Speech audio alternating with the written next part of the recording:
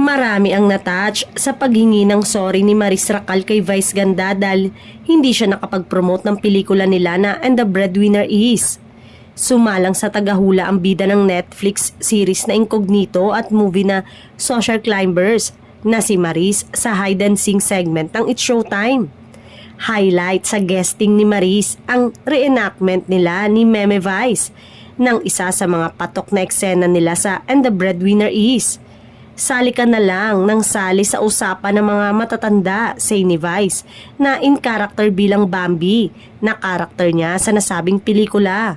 Sorry, matanda ka nga, sorry, sagot naman ni Maris na in character bilang Buneng. Tawanan ng audience, It's Showtime host at gayon din si Vice sa hirit ng dalaga. Buneng, humanda ka sa akin mamaya, sagot naman ni Vice. Mula sa reenactment ay naging real talk na ang eksena. Hindi kasi parang gusto ko nang magsalita ate, say ni Maris. Wag na Buneng, kami na ang bahala rito, tugon naman ni Vice. Ate sorry hindi ako nakapag-promote.